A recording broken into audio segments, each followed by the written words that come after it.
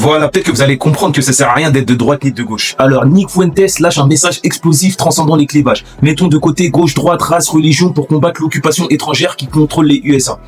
Notre pays est sous occupation hostile. Nos fils et filles sont envoyés pour tuer et mourir pour les intérêts de cette force hostile, appelez-la comme vous voulez. Israël, la communauté juive organisée, une 5e colonne juive. Il invoque le christianisme pour unir Goïm et Américains contre ce bain de sang inutile, expansionniste et ethnocentriste. Voilà. Les gars, alors pour ceux qui savent pas, Nick Fuentes, c'est un mec, c'est ce qu'on appelle un essayiste en France. Je sais pas, un militantiste. En tout cas, il est qualifié d'extrême droite. Il est même qualifié d'antisémite. Donc c'est un peu le, je sais pas, Dieudonné, Alain Soral, ou c'est l'équivalent. Moi, je suis pas d'extrême droite. Et pourtant, je suis complètement d'accord avec son propos à 100%. Et je le dis dans mes vidéos, hein. Gauche, droite, race, religion, nanani. Tout ça, c'est pour diviser. C'est pour diviser la famille. Et là-bas, c'est bien parce qu'ils l'ont compris. La partie extrême droite de là-bas, ils l'ont compris.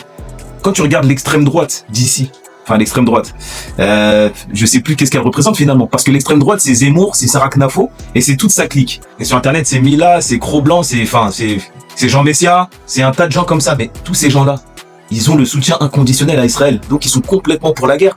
Et c'est pour ça que je dis la famille. Vous avez beau être noir ou blanc, chrétien musulman, juif musulman, chrétien ou juif, français de souche ou français ou français d'immigration.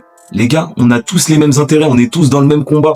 Et ça, lui, il l'a compris, Nick Fuentes. Il l'a compris au détriment de Donald Trump. C'est ça que j'aime bien. Et tant qu'on continuera à être dans ces combats-là, bah, on pourra pas mettre fin à ce régime qui est, alors j'ai pas envie de dire Israël, j'ai pas envie de dire la communauté juive, parce que justement, ça va essentialiser et ça va faire que moi aussi, on me taxe d'antisémite. Alors là, je vais sauter cette haie qui va faire que vous allez pas me taxer. Déjà, laissez les juifs tranquilles. Et, y a plein de juifs qui l'ont compris. Donc je peux pas dire les juifs. Les Alain Finkielkraut, je sais pas moi, Caroline Hornberg, le groupe Tzedek, le groupe Union Juive pour la paix. Il y a plein de juifs qui ont compris leur petit manège. Donc, c'est des criminels, tout simplement. Netanyahou et sa bande de criminels. Là, on a affaire à eux. On a affaire à Netanyahou et sa bande de criminels, la famille. Et c'est important de le comprendre parce que ça permettrait qu'on se divise encore moins. Ça veut dire une fois de plus que la plupart des sujets sur les médias, c'est de la perte de temps.